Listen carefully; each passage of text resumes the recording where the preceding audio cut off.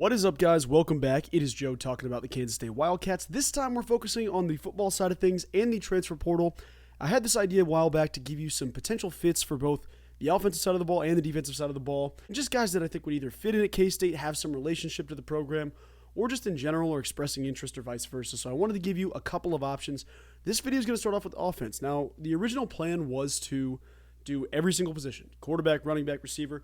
I'm going to skip over certain positions we don't need players at. Like, we're not going to need a quarterback. We already got Avery. Today's video, I pitched up 3 receivers, 1 tight end we're going to talk about.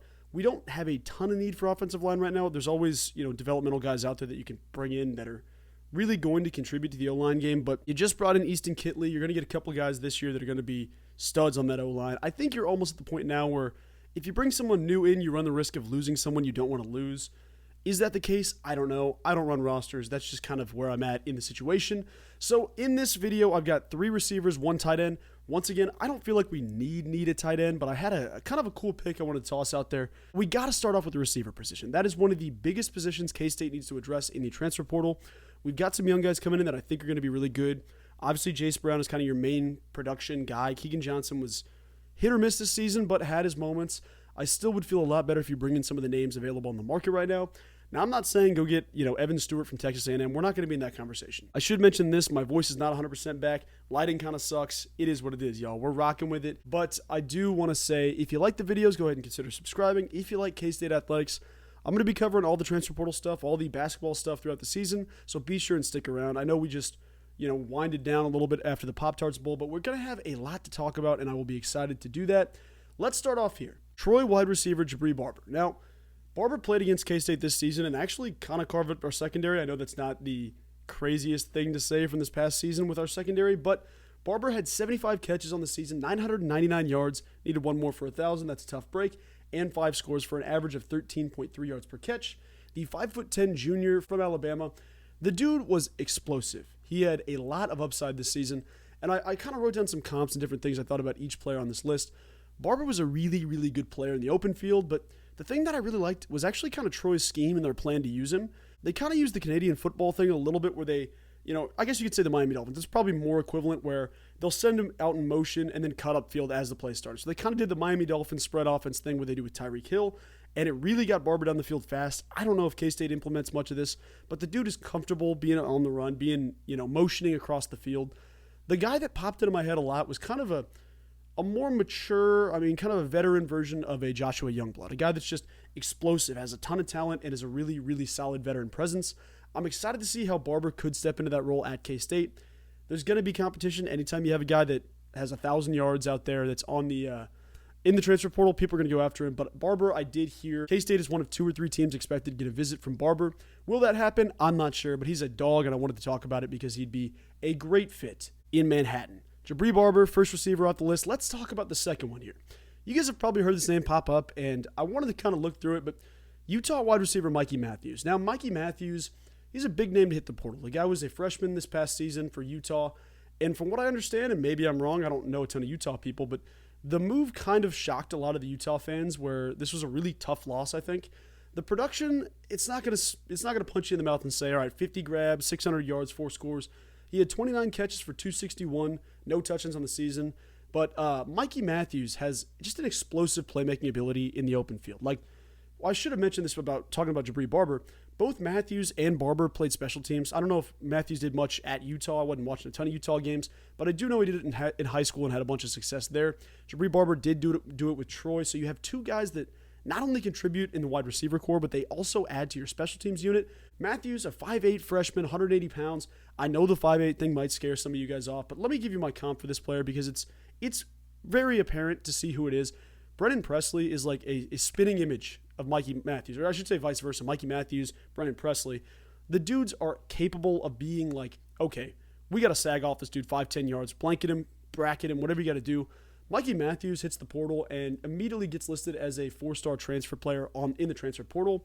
K-State, I think, quietly is going to go after some of these high-ranked guys where I'm not saying it's all about stars. I'm not saying it's all about recruiting. I'm not saying whatever that. But Mikey Matthews fits a need for K-State where you can toss him in the slot.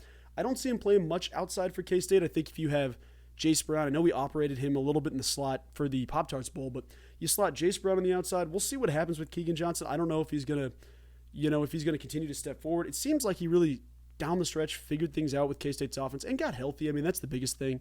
His health's going to be there, but a guy like Mikey Matthews, a guy like Jabri Barber, those are dudes that come to K-State and add on special teams in the receiver game that completely help having a guy like Avery Johnson out there and be like, all right, hey, veteran receivers, let's get on the same page, let's go from here, while also having Jace Brown out there. So I'm going to say this, I should have said this earlier, we're not going to get all three of these guys. I don't want to make it sound like we're going to get all three and have a whole new receiver core, but Mikey Matthews would be a great get. Next player up, we've got a dude from JMU.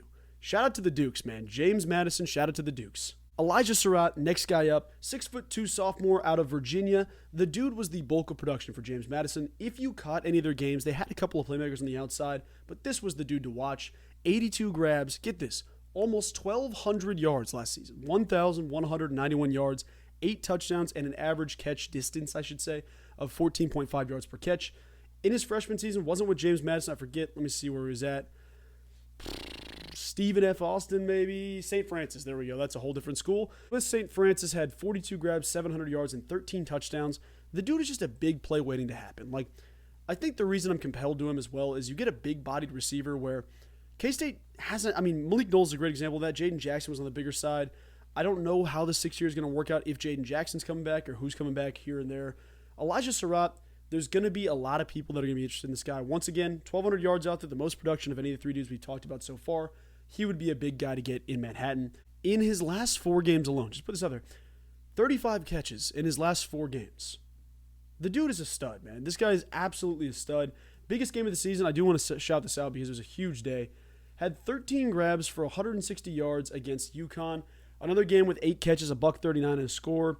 A couple of those broke the 100-yard mark like 5 or 6 times this season. Hit the portal the other day, and I think there's going to be a ton of people going after him. I'm not sure what's going to happen there, but I do know he's kind of caught in the eye of a team like South Carolina. He's had a couple of teams that he's looking at visiting. Does that mean K-State? Does that include K-State? We'll see, but he would be a great player to monitor. Now, I should mention this once again. I don't think a tight end is at the top of our list. You got Garrett Oakley. You feel great about Garrett Oakley. I know I do. Will Swanson's there for depth.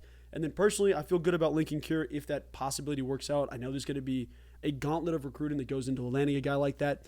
This position isn't one that I'm like, we got to get a tight end right now. Address a tight end, get a tight end out there. I think it's more about the player than it is the position. This is the biggest thing I'm seeing. So for the next player, I dipped into the JUCO ranks a little bit, which selfishly, I love JUCO. I love recruiting through JUCO. I think K-State does a great job of developing players from the JUCO level, turning them into first-team Big 12 type players. The guy I want to mention here, and I apologize if I'm butchering the last name. I'm not sure if it's right or not. Tight end Gregory Genros. I don't know if it's Genros or Genros, however you say it. It is what it is. That's on me. I'll get it right at some point. That's on me. You watch the tape on this dude. First of all, here's the first thing we look at. 6'7", 230 pounds. This dude is athletic. His body is very reminiscent of like a David Njoku type guy or like an Eric Ebron guy where it's a guy you can line up out wide on an island and he can be your full playmaker. Like you don't need him to be exactly 3/4 stance in the box all the time, right where you want him. I should mention, played his JUCO ball in Garden City Community College, so one of those recruiting spots where you can really hit that hard if you're Kansas State. K-State, I think if you slid an offer here late, I think you'd have a shot at getting at least a visit out of him. Currently, he's projected to go to Mississippi State. Not sure what that looks like yet. There is interest from Arkansas, Houston, New Mexico State, Texas State, Troy, Utah State, and West Virginia.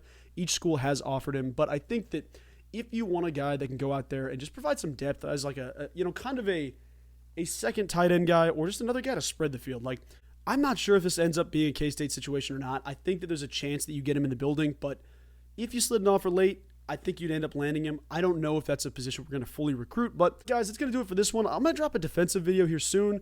I know that there's a lot of guys to choose from that have just recently hit the portal, so I'll have to kind of reevaluate, but I do have my eyes on a couple of different players, but I just wanted to run through a quick list of guys that I think could have some interest in K-State or vice versa, and even might potentially end up as Kansas State Wildcats. Other than that, guys, I hope you have a wonderful rest of your day. I apologize for just kind of rambling about different athletes, but I'm stoked to see the next edition, the next wave of Kansas State players. We've already done pretty solid work in the portal, and I'm excited to see what happens next. But guys, I hope you have a wonderful rest of your day, and I hope you enjoy the new year. We will see you in 2024.